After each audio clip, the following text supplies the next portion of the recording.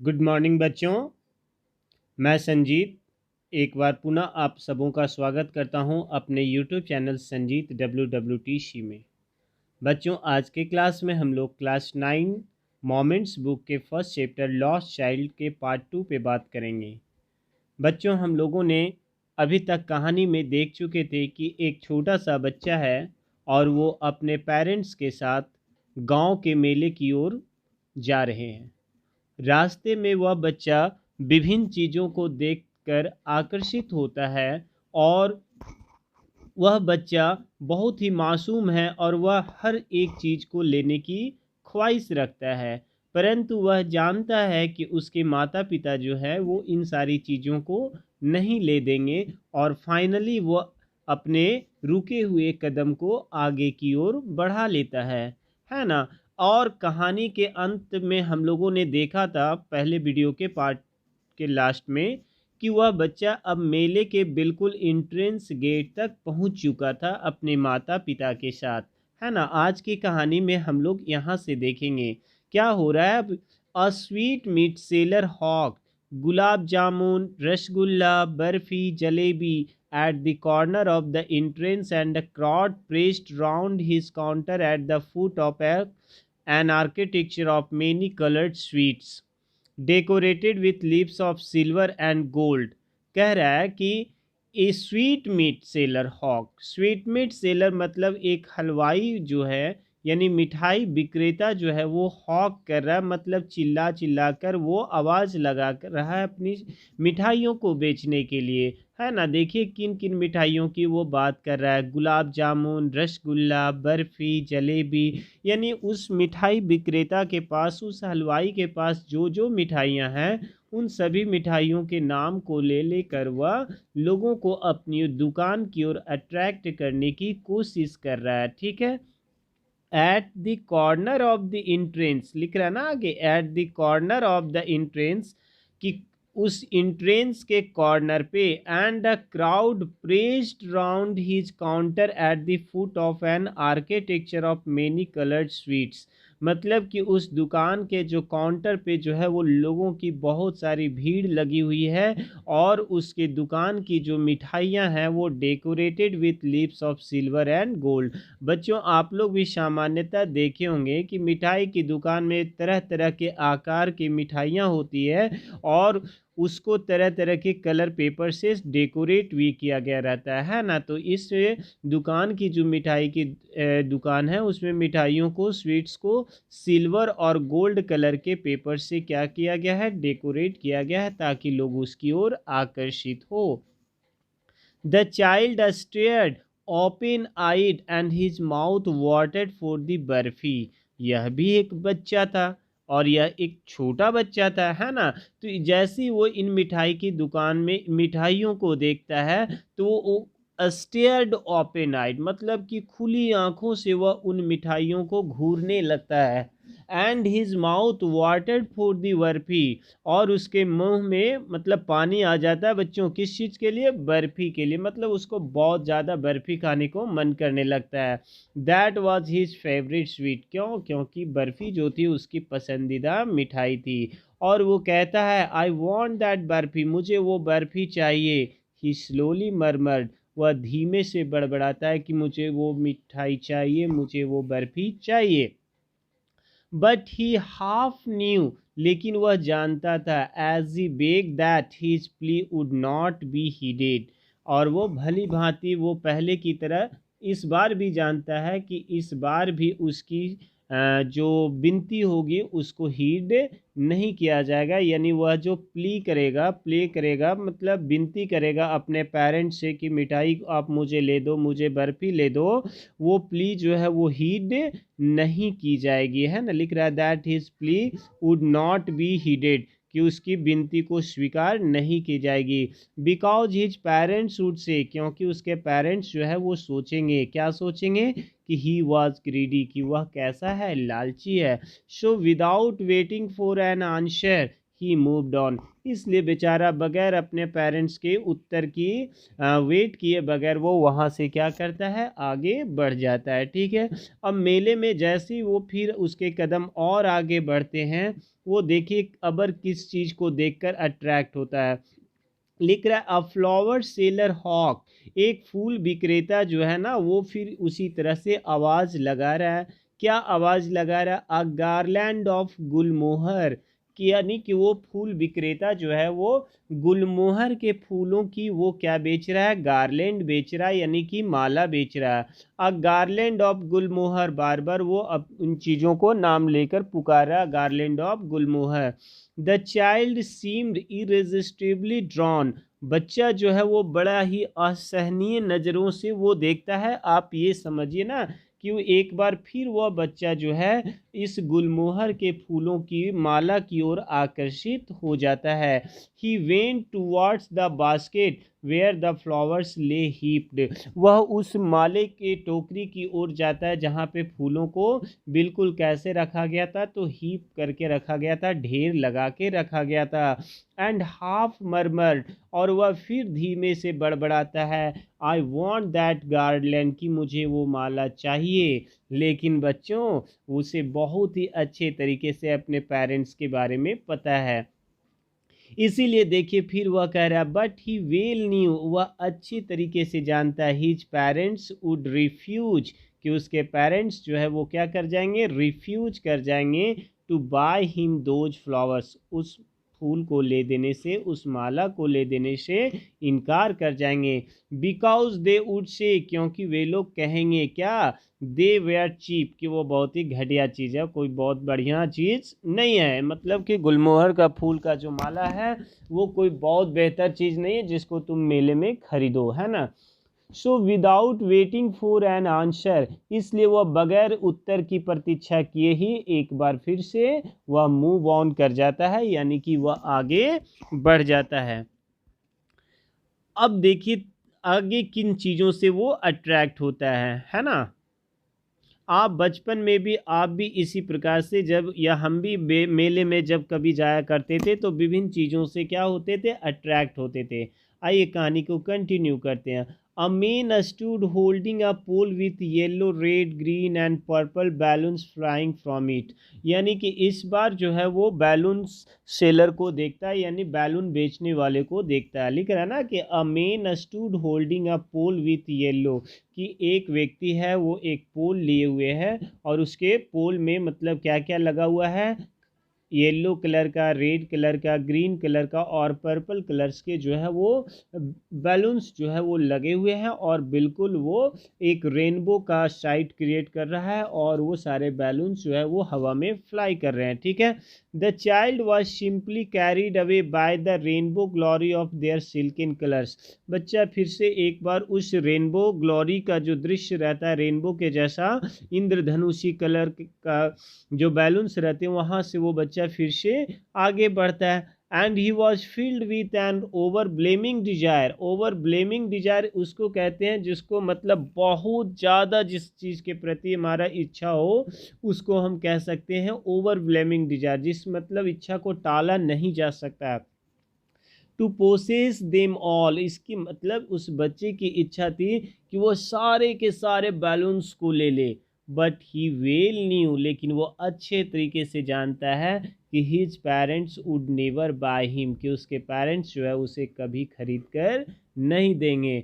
The balloons because they would say he was too old to play with such toys, इस बार वो सोचता है कि इस बार उसके पेरेंट्स जो है वो क्या बहाने बनाएंगे और कह देंगे कि तुम अब इतने बड़े हो गए हो कि तुम बैलून से खेल नहीं सकते, मतलब कि अब तुम्हारा बैलून के साथ खेलने का उम्र नहीं रह गया। सो ही वॉकड ऑन फर्दर, इसलिए एक बार पुनः फिर वो आगे वहाँ से बढ़ जाता है। ठीक है, आगे देखिए अब किस चीज़ की ओर अट्रैक्ट हो रहा है।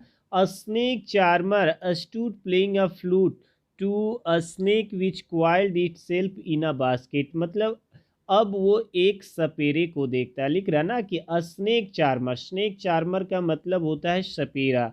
A snake charmer stood playing a flute, कि एक सपेरा है और वह फ्लूट बजा रहा है। फ्लूट मतलब बांसुरी होता है, फ्लूट मतलब बीन भी होता है ना, कि एक सपेरा अपने बीन को बजा रहा है। और अ snake which coiled itself in a basket, और एक सांप जो है वो अपने आप को बिल्कुल क्वाइल करके अपने आप बॉडी को बिल्कुल लपेटे हुए है, कहाँ पे, बास्केट में, और बैठा हुआ, गोल घेरा करके वो बैठा हुआ है। Its head raised in a graceful bend like the neck of a swan, और उस सांप का जो गर्दन जो है वो बिल्कुल उठा हुआ है, किसकी तरह, तो एक स्वान की तरह, एक हंस की तरह। जैसे आप सांप वगैरह को देखे होंगे ना, कि सांप का लास्ट पार्ट जो रहता है वो तो बिल्कुल वो बॉडी को मूव क्वाइल करके लपेट के बैठा हुआ रहता है, लेकिन अपने फन को ऊपर की ओर खड़ा किए हुए रहता है। तो बिल्कुल सांप जो था ऐसे ही बैठा हुआ था। while the music stole into its invisible ears like the gentle reaping of an invisible waterfall, और उस बीन की जो आवाज़ थी वो एक अदृश्य इनविजिबल वाटरफॉल की तरह, एक अदृश्य झरने के बहते हुए पानी की तरह उसके अदृश्य कानों में पड़ता है। किसके कानों में, सांप के कानों में। लेकिन साइंटिफिक तरीके से यदि कहा जाए तो सांप के किसी भी स्नेक का ईयर्स होते नहीं है, लेकिन यहाँ स्टोरी में जैसा जिक्र है उसकी बात यहाँ पे की जा रही है ना, कि यानी आप समझ सकते हो कि सांप जो होते हैं वो बीन की आवाज़ को बहुत क्विक रिस्पॉन्ड करते हैं ना।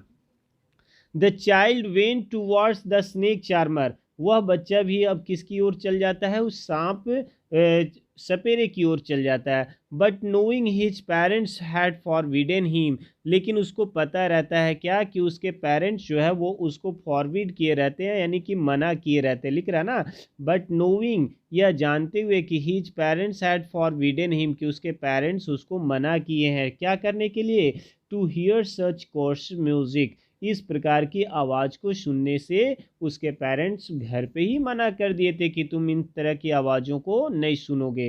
As the snake charmer played, जैसा कि स्नेक चार्मर जो है वो उस वहाँ पे मेले में बजा रहा था। इस वजह से ही प्रोसीडेड फर्दर, इस वजह से वो आगे बढ़ जाता है। ओके, अब देखिए, there was a roundabout in a full swing, अब क्या देखा वो बच्चा मेले में, तो गोल गोल चक्री वाला वो झूला देखा। लिख रहा है ना, round about in full swing, मतलब मेले में तो मेले जाओ और मेले में झूले ना हो ऐसा तो हो ही नहीं सकता है ना। तो मेले में इस बार वो क्या देखता है, झूला देखता है। मेन वुमेन एंड चिल्ड्रेन, मतलब मेन वुमेन और बच्चे सभी के सभी जो थे carried away in whirling motion, और सभी के सभी जो थे उस झूले में क्या कर रहे थे, झूल रहे थे गोल गोल। Shrieked and cried with dizzy laughter, और सारे जो लोग झूले में झूला झूल रहे थे वे सभी के सभी लोग जो थे वो खुशी से ठहाके लगा रहे थे। The child watched them intently, यह बच्चा भी उस झूले को देखकर और उस मनमोहक दृश्य को देखकर अट्रैक्ट हो जाता है। लिख रहा ना, the child watch them intently, बहुत ही मन से वो उन लोगों को देखने लगता है। And then he made a bold request, और इस बार उसने बड़ा ही एक बोल्ड रिक्वेस्ट अपने पेरेंट्स से करता है ना। लिख रहा है and then he made a bold request. देखो, इसके पहले भी वो बहुत सारी चीज़ों के प्रति अट्रैक्ट होता है, लेकिन अपने दिल की बातों को अपने पेरेंट्स से नहीं कहता है, यानी अपने मन की इच्छाओं को मन में ही दबा के रह जाता है।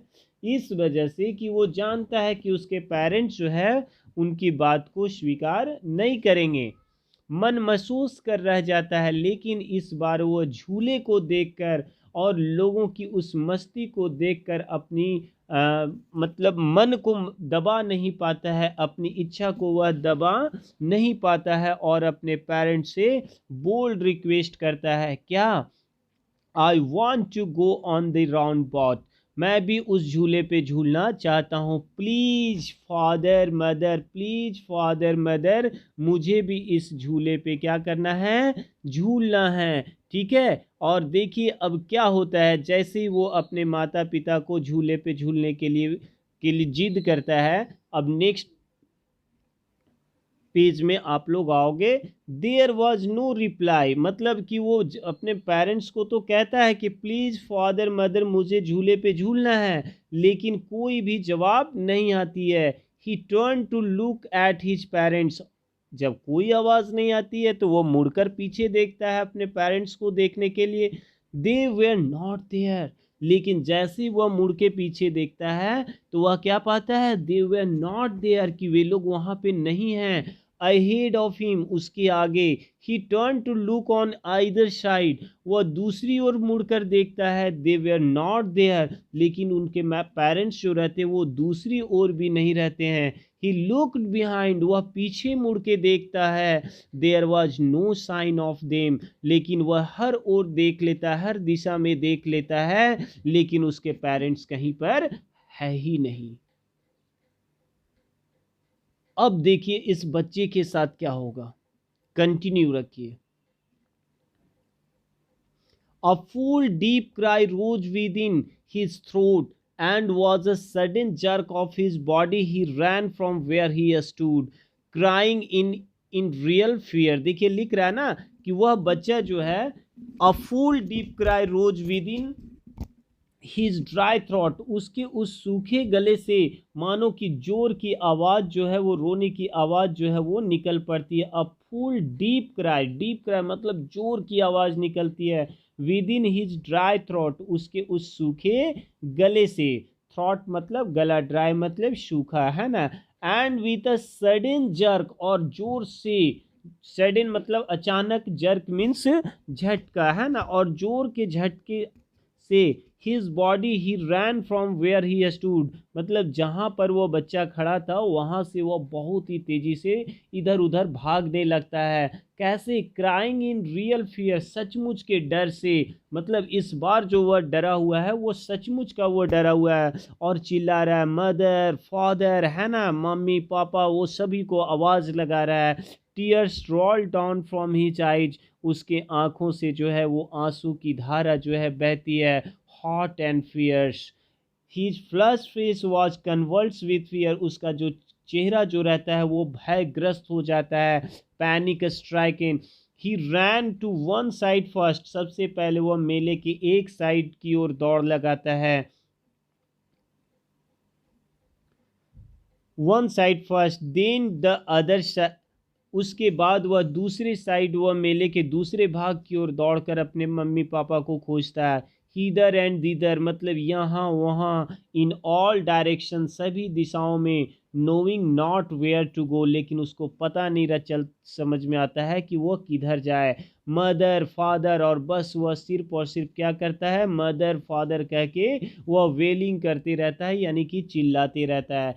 हीज येल्लो टर्बन केम अनटाइड, और वह जो येल्लो कलर की वह पगड़ी लगाए रहता है वह भी, यानी मतलब अपने सिर पे वह जो येल्लो कलर का टर्बन यानी कि पगड़ी पहने हुए रहता है वह भी क्या हो जाता है, अनटाई हो जाता है, खुल जाता है। And his clothes became muddy, और उसके कपड़े जो है वो कैसे हो जाते हैं, कीचड़ से सन जाते हैं, मतलब उसके कपड़े जो रहते हैं वह भी गंदे हो जाते हैं। लेकिन वह अपने मम्मी पापा को अभी तक वह ढूंढ नहीं पाता है। तो बच्चों आज के क्लास में यहीं तक वीडियो को रखते हैं। अगले क्लास में हम लोग देखेंगे कि क्या वो अपने माता पिता से मिल पाता है मेले में या नहीं मिल पाता है। ठीक है, तब तक के लिए बच्चों गुड बाय।